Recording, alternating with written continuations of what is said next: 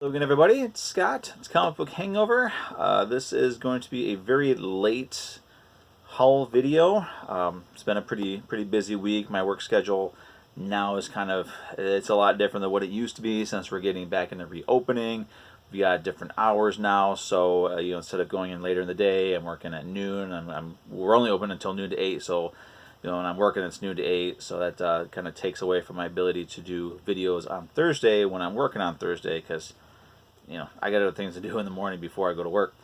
So that said, some of these videos, some of my haul videos might be a little late like this one. I'm going to try to get them done and post it on Thursdays as I used to do, because it was a lot more entertaining that way for me. It's a lot easier to do. So this is another week where we've gotten new books, which is awesome. I think the only publisher that needs to get caught up with everybody else right now is Marvel, but they're going to be jumping into the fray. I think this coming up Wednesday, they're going to actually have a good selection of Marvel comics release. So those of us who have been waiting for our Marvel fix are going to get it this week. I think I'm only getting 2, Thor and Spider-Ham, but it's a start. We're getting the ball rolling. So I'm going to go through the books that I picked up this week. We got some reprints, some first issues, and some last issues.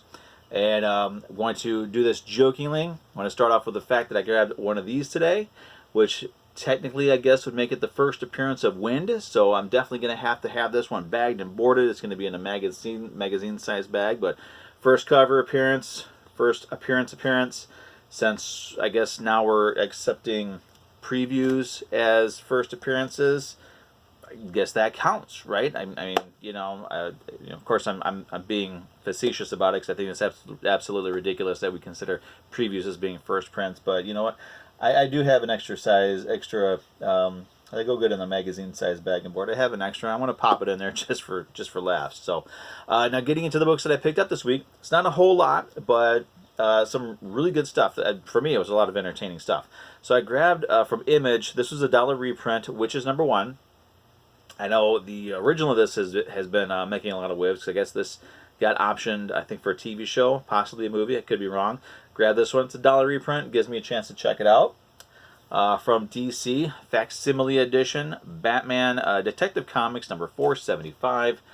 This is another one that I wanted to get because I love the cover. This is an amazing cover. So it's Joker's laughing fish. Like, what's the secret of the Joker's new weapon? The laughing fish, which are those lovely little guys that he's holding in his hand right there. So this one's going to be a fun read. Speaking of DC, their newest event, which unlike Marvel is, with Marvel you say their other event that they've gone, because they've got like 50 different events going at any given time apparently. So DC is doing a sequel to their Dark Knights event that was earlier this year, Dark Knights Death Metal. The first issue came out this week. I grabbed it. Now I was kind of surprised that this is an embossed foil cover. Something like this would normally be the variant cover. This was actually the regular standard cover. The variant cover for this didn't have the trade dress and everything on there, but it just was a virgin variant. It was kind of weird for me. But I've never read any of the Death Metal stuff, or the Dark Knight stuff. I'm sorry. I've never read any of the Dark Knight stuff. I am familiar with the Batman Who Laughs. I'm vaguely familiar with what the whole situation was. So I grabbed this one because I know it's going to have Lobo in it. I think he appears slightly in this issue, but starting with issue 2, they're going to kind of get into his role in this whole thing. So if it's got Lobo in it, I'm going to check it out. I will say this though, after reading this one, there's a part in this book where they do kind of give an explanation as to what's going on in this. Now my assumption is this is an alternate universe type thing, sort of like Deceased is, because it doesn't seem to be affecting the rest of the DC books at this time, like the Joker War that's going to go through some of the Bat books. So correct me if I'm wrong, because I'm going into this series completely cold, having never read anything previous to this. So I don't know if this is supposed to take place in the current DC continuity, or if it's an alternate reality thing, if it's kind of blurring the lines between the two, and it's just kind of a story written in a way that you can either take it as continuity or just take it as sort of like an Elseworlds thing. But regardless, it is a lot of fun. Even if you've never read any of the other Dark Knight stuff, the Dark Knight, Death Metal, Dark whatever, if you've never read any of that, there is enough in this here where you will have an understanding as to what's going on.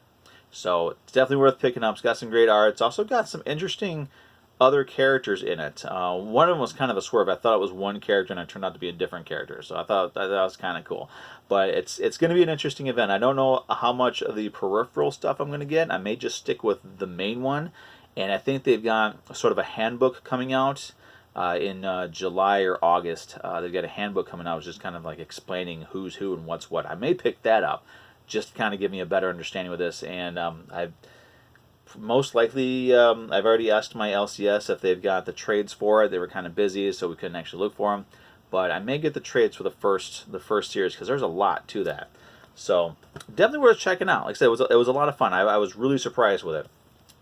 Another first issue that I picked up, Invader Zim Quarterly #1.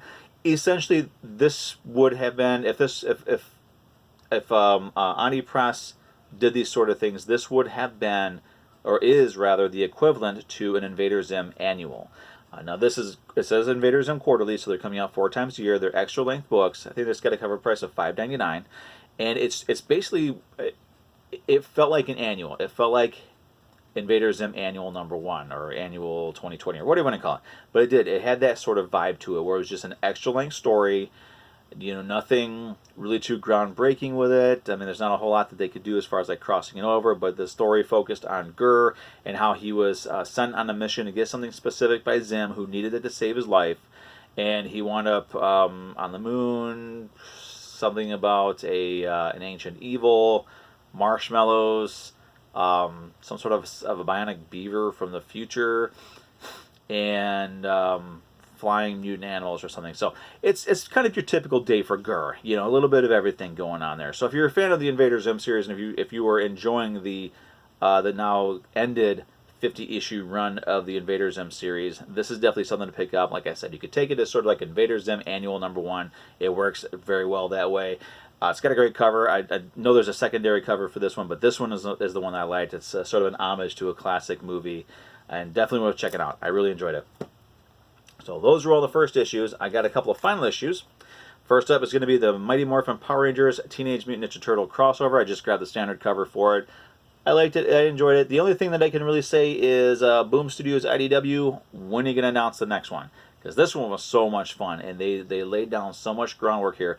And it was kind of cool that as you're reading this, you find out that the Ninja Turtles, they knew about the Power Rangers, and the Power Rangers, actually, they didn't know about the Turtles at all, because the Turtles are ninjas and they're supposed to be secret and all that sort of stuff. But it was nice that the characters acknowledged that they do exist in the same universe, or at least in this shared section of their different universes. But it's a lot of fun. It was a great story. It was nice. The only thing I wish they could have gotten into more of is the back and forth between the Shredder and Rita, because they've got two huge egos backed with a good amount of power between the two of them. And they really didn't get into how well they got along or how well they didn't get along. They kind of touched on it, but I really wish they would have been able to get into that a little bit more.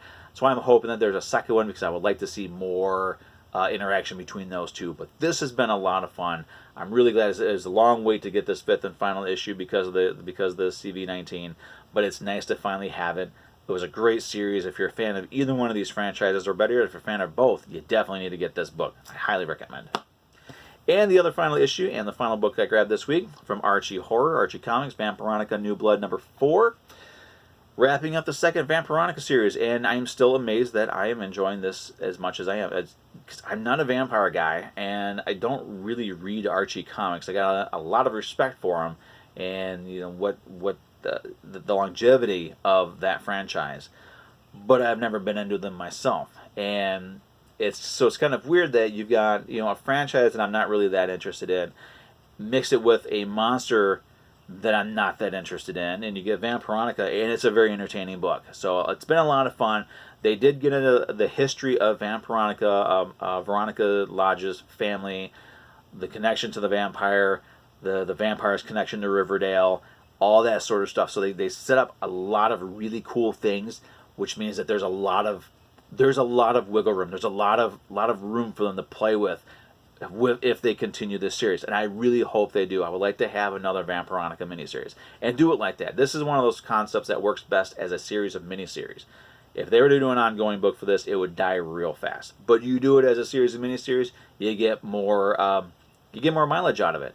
So definitely keep it up like that. And please do something more with Afterlife with Archie. I mean, what the heck is going on with that? I mean, we need more Afterlife with Archie. I've got the first trade for it. It's so much fun. So, Afterlife with Archie, Vampironica, Jughead and the Hunger, these are a really great set of books. Can't really call them a family of books because they all exist in their own different universes, but they're a great set of books. Sort of, I don't know, I mean, it's an Archie horror imprint. So, if you're looking for something interesting and fun to check out, definitely check out these Vampironica books. They're a lot of fun. The first miniseries is available in trade now.